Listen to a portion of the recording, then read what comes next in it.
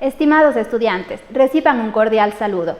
El día de hoy, en esta clase magistral de Sociología, vamos a abordar dos temas. El primero, las clases sociales, y el segundo, los grupos primarios y secundarios. A manera de introducción, debemos abordar que las clases sociales son grupos de personas que comparten una posición similar en la sociedad o en la estructura social.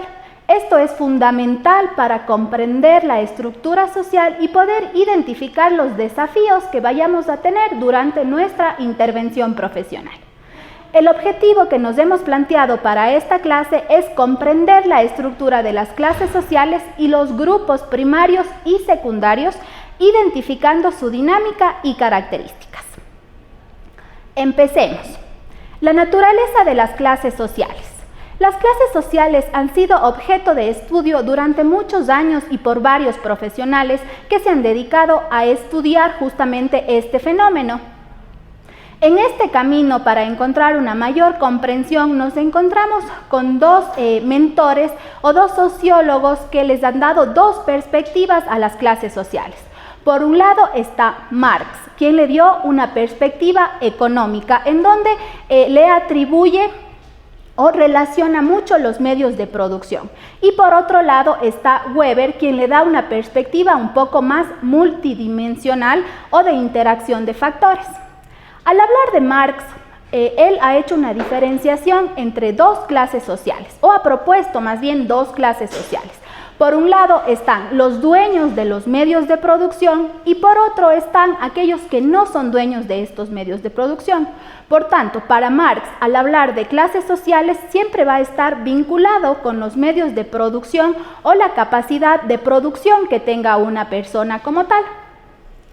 Por otro lado está Weber, que había mencionado que le da una perspectiva multidimensional. Esto quiere decir que para él influye mucho las relaciones que se puedan establecer entre las clases sociales, el poder y el estatus que tenga una persona. Por tanto, estamos hablando de una jerarquía multidimensional del estatus.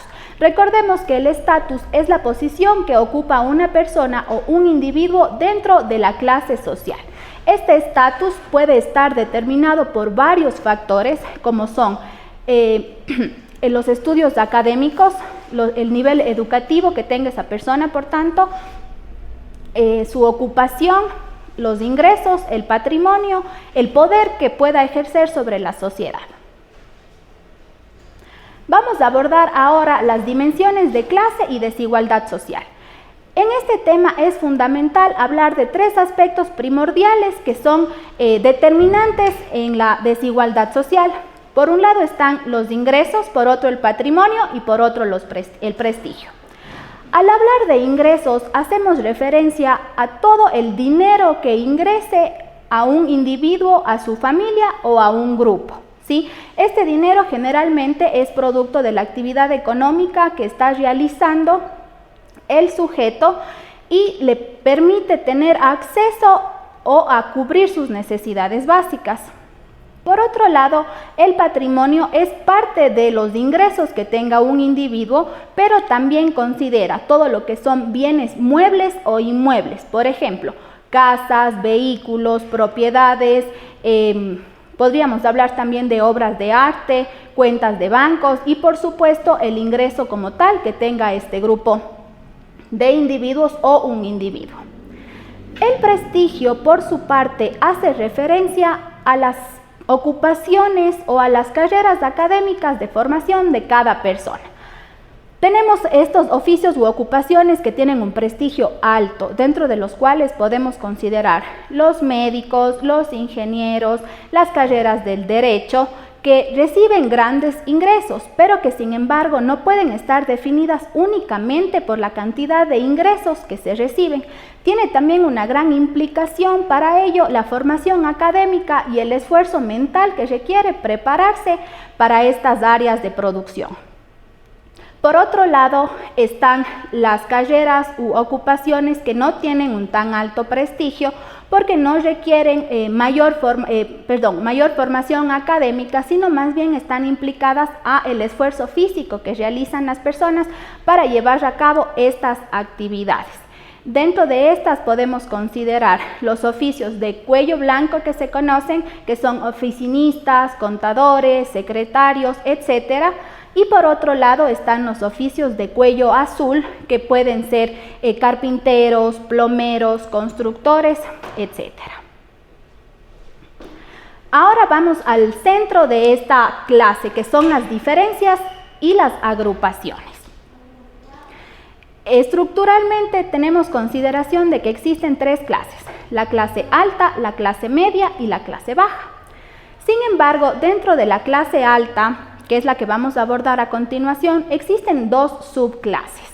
Tenemos la clase alta, que hace referencia más bien, o que tiene bastante relevancia, un factor hereditario. Es decir, que las personas que están dentro de esta clase han recibido por herencia cantidades exorbitantes de dinero, propiedades, patrimonio.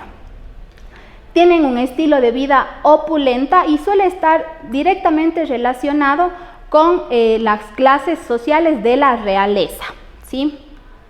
Por otra parte está la clase alta. La clase alta goza de igual prestigio, de igual comodidad, de igual accesibilidad a bienes tanto inmuebles como muebles que la clase alta. Sin embargo, en la clase alta no hay este factor de herencia. Es decir, que las personas que pertenecen a esta clase social han trabajado para conseguir este estatus, para conseguir el patrimonio que ellos tienen. Dentro de esta clase podríamos considerar a empresarios, futbolistas, artistas, ingenieros tecnológicos que han desarrollado sus empresas o sus negocios o sus actividades a un punto que les ha permitido realizar un proceso de movilidad social en escala hasta llegar a ocupar la clase alta.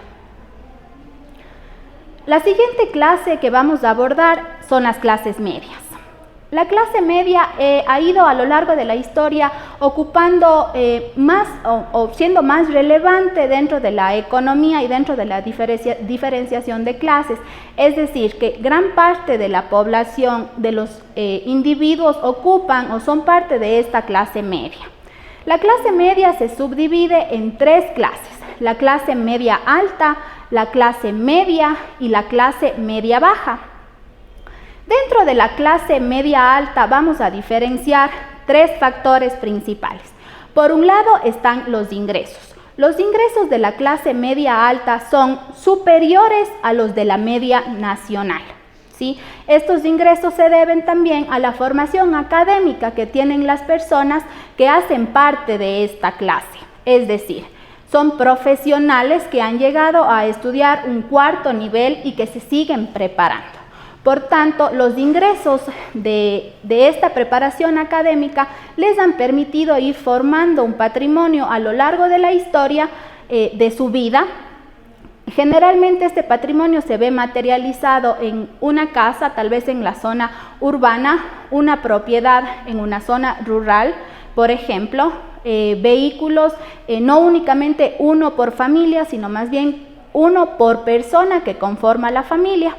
Los hijos de las personas que pertenecen a esta clase media tienen la oportunidad de seguirse preparando académicamente y por tanto siguen subiendo en la escala de estratificación social.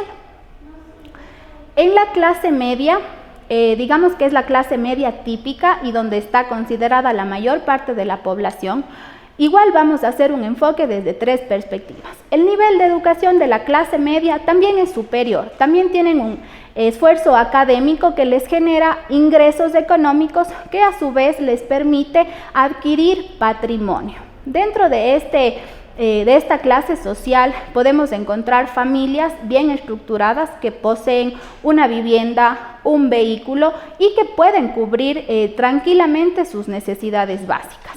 Los hijos de esta clase media pueden tener acceso a educación, tal vez yéndonos un poco más por la educación pública, pero pueden tener este acceso a seguirse preparando y por tanto a seguir escalando dentro de la escala de estratificación social. La última subclase de las clases medias es la clase media baja. La clase media baja está conformada por la clase obrera o por la clase trabajadora que comúnmente conocemos, pero en niveles medios, es decir, son personas que han alcanzado a tener una preparación para realizar un oficio, que este oficio les permite tener un ingreso y este ingreso a la vez está a la par de la media nacional. Este ingreso también les ha permitido ir consolidando un patrimonio que normalmente se ve materializado en una vivienda. Tratan de impulsar a sus hijos o a los descendientes para que puedan seguirse preparando y a su vez ir escalando también socialmente. Tenemos la última clase, que es la clase baja o clase trabajadora. ¿Qué sucede con esta clase?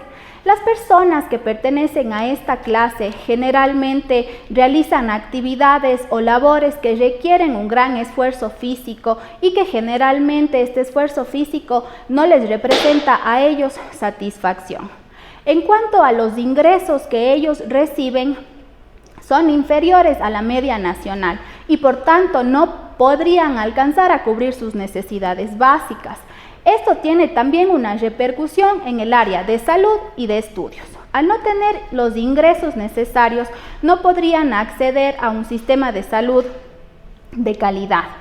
Culturalmente, tampoco acceden a niveles de educación o van avanzando en la escala de educación. Más bien tienden a estancarse y por tanto son vulnerables a los ciclos económicos.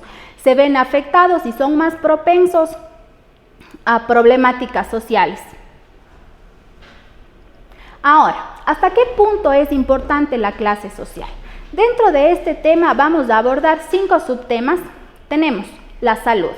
¿Por qué es importante la clase social en la salud? Como ya lo había mencionado, tener un estatus o tener una clase social un poco más alta nos da acceso a un empleo digno en el cual podamos acceder a seguridad social y a través de ello también acceder a salud. En cuanto a educación, el sistema de educación no siempre cubre las necesidades de todos los menores que necesitan educarse y por tanto al no tener una clase social que nos permita hacer la inversión en educación, el nivel educativo se va a quedar estancado. En cuanto a seguridad social, está demostrado que en los niveles sociales bajos es donde existe mayor índice de delincuencia y de inseguridad. En cuanto al desempleo, una clase social media puede enfrentar de alguna manera el desempleo porque su preparación académica probablemente le permita desarrollar nuevas habilidades y esto a su vez generar nuevas fuentes de ingresos. Sin embargo, si nos vamos a una estratificación baja, conseguir estas habilidades es un poco más complicado. Por ende, suelen presentarse un poco más de conductas de desviación social hacia el cometimiento de actos antisociales. Y el último factor es la vivienda. ¿Qué sucede con la vivienda? Las personas que no están en una buena posición económica y social no suelen tener garantía de una vivienda digna, de servicios básicos. Entonces, la repercusión de la clase social no es solamente fundamental en cómo nos ve el resto del mundo, es también importante en cómo nos vemos a nosotros mismos y eso debería ser una motivación para seguirnos preparando, para seguirnos educando, para seguir desarrollando habilidades que nos permitan esta movilidad social. Ahora vamos a tratar el segundo tema de la clase de hoy, que son los grupos sociales. Como seres humanos somos seres sociales por completo, por tanto tendemos a desarrollar o necesitamos desarrollar este sentido de pertenencia a un grupo. ¿Sí? Este sentido de pertenencia nos permite desarrollar vínculos, lazos, amistades, en conjunto interacción, que es necesario para el desarrollo integral de nuestra vida. Estos grupos generalmente llevan a cabo actividades compartidas. Pueden ser actividades religiosas, actividades políticas, actividades sociales, actividades económicas. Los grupos sociales están divididos en 2 tipos principalmente. Tenemos los grupos primarios y tenemos los grupos secundarios.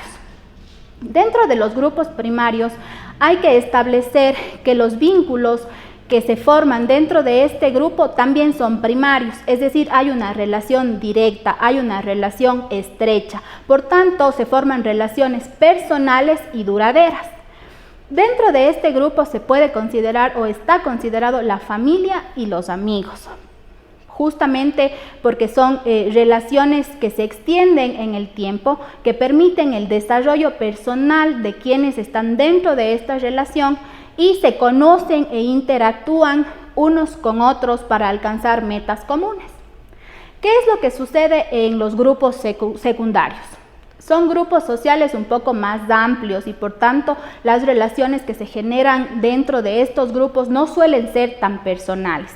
Dentro de estos grupos se podrían considerar a los compañeros de trabajo, a los compañeros de universidad con los que no se llegó a formar un vínculo. Por tanto, al momento en el que se pierde esta relación o se pierde este grupo, no hay una afección verdadera para la persona. Una observación importante es que un grupo secundario a lo largo del tiempo y de la interacción pudiese convertirse en primario. Para finalizar, como análisis, podemos determinar que las clases sociales son dinámicas fluidas y cambiantes, de acuerdo a la capacidad de movilidad social de los individuos. ¿Sí? La movilidad social es esta capacidad que tenemos para ir avanzando en el estrato económico. Para que tengan conocimiento, en el Ecuador existen 5 clases sociales: la clase alta, la clase media alta, la media típica, la clase media baja y la clase baja. Entonces, ¿la estratificación social o clasificación social es determinante para que exista desigualdad social? La movilidad social depende de varios factores. ¿Qué tan fácil es cambiar este estrato en el Ecuador? Y por último, ¿cuáles son los factores que enmarcan la desigualdad social? Eso ha sido todo, estimados estudiantes. Muchas gracias por su atención.